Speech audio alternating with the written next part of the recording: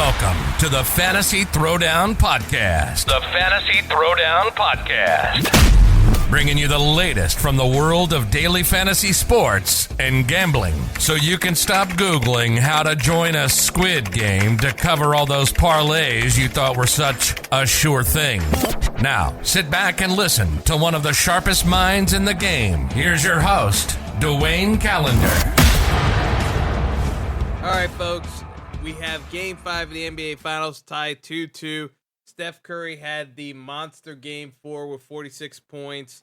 So we're basically heading right back to Golden State in a best-of-3 scenario, and it's kind of interesting because if you look on the face of it, this series has shown that both of these teams, they can win at home, they can win on the road. It's really kind of coming down to kind of a star-driven series. Steph is being faced with incredibly tight defense. He's getting off shots that realistically Boston's playing good defense. They're continuing to play good defense. I look at this and say, what's going to be the differentiators? Because Golden State has given kind of fits to Jason Tatum where Tatum's pressing, and I don't know if Tatum sorts it out, but he is not hitting shots on the interior, which I thought I thought he was going to have a field day with. It's not working out in that favor where, I still think Tatum should have a monster game on the interior. He's been getting his points from beyond the arc, which is not necessarily where Boston needs him. They need him on the inside to open up the lanes for the shooters like Horford and Smart and Jaylen Brown.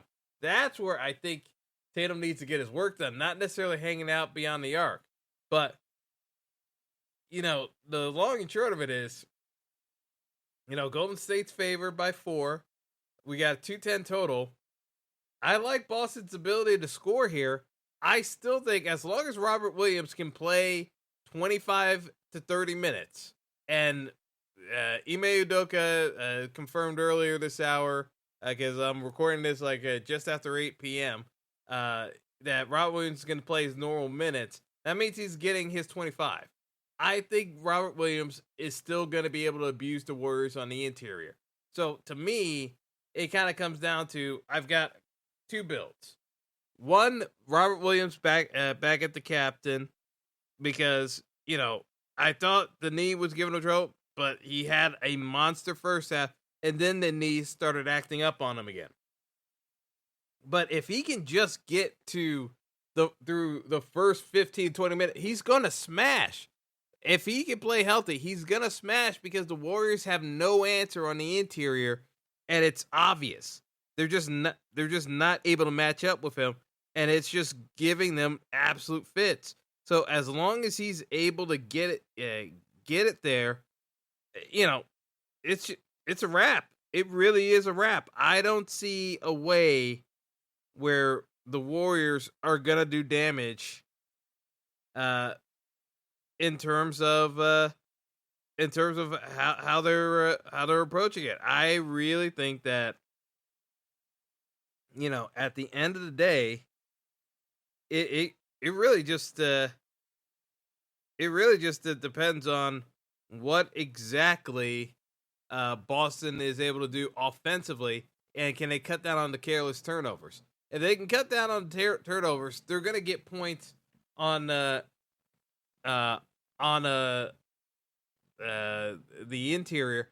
And Robert Williams, because of that extra day, because this game should have played on Sunday. I don't know what's going on with the scheduling, but the Warriors and Celtics should have played Sunday. It's Monday night.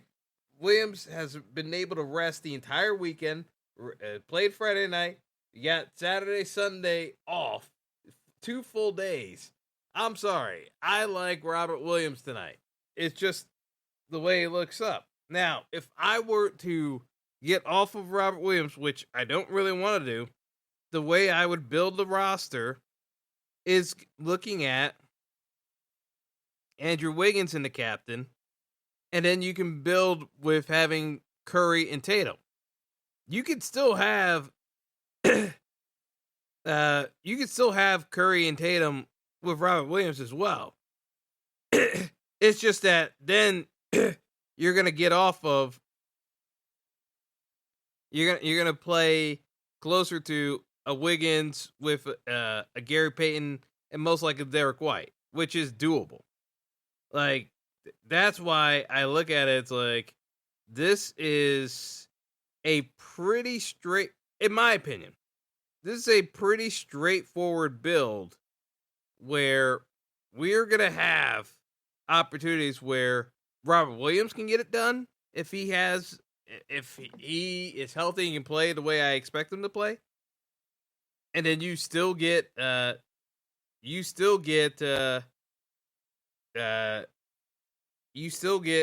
mix of play between Wiggins and Draymond as like substitutes if you don't think Tatum gets there. I still think Curry is just in a zone right now that he's been the best player in the series. So at this point, it's getting harder and harder to find pathways to fade Curry, barring injury. Like that's basically what it comes down to. You put out some scripts where maybe Curry gets a little bit knocked up, and then you play Klay Thompson because Klay's going to take over the shooting duties. When Curry's in the zone like this, you're just going to keep playing Curry, in my opinion.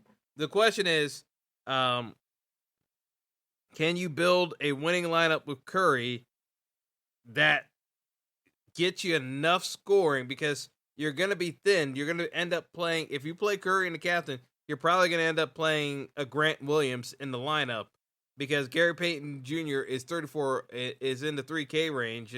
Again, it's harder to get there with Curry at 17,000 in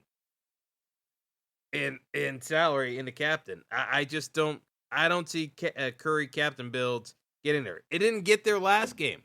You know, I won some change playing Robert Williams in the captain as a hedge because I wasn't sure if Williams was going to be healthy enough. But if you're telling me Robert Williams is playing, getting multiple days off to rest the knee, I love it, Robert Williams tonight. It's just one of those things. He's gotten the additional rest, and you know the series is dragged on, but he's getting the rest. And at this stage, you're just gonna gut it out. So to me, we're past the stage of where Boston might consider resting him. I think they're gonna give him the full run because they know they were that close to putting the Warriors on their back heels 3-1. And, you know, Williams didn't have enough left in the tank to finish out that game. I think if Williams had just a little bit more, the Boston probably wins game 4. As good as Curry played. That's how good Williams was. He just lost steam as you went into the fourth quarter, and everyone could see it. The knee wasn't holding up. But extra day of rest, that could be the difference. So, again, I like going back to Rob Williams. And this series has worked out well for Andrew Wiggins. Just because of the amount of shooting, the rebounds are working in his favor because you're getting longer rebounds with some of these missed shots. And off the dribble, in terms of who's guarding him, he's been seeing looks from Al Horford. Like, he's had favorable matchups on the offensive end because Boston is throwing so much at Curry that it's giving these other guys opportunities. That's why the person who's most frustrated to watch right now is Draymond Green, because he can take open shots, he can drive to the hoop, and he's just not doing it. He's settling for these ball handoffs, like try to run screens.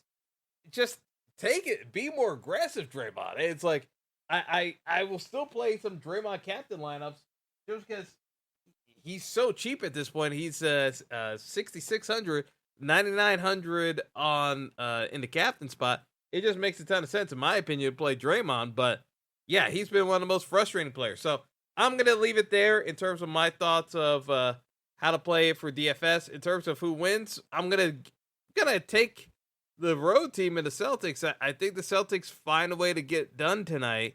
But again, I think Robert Williams is in line for a very, very good night.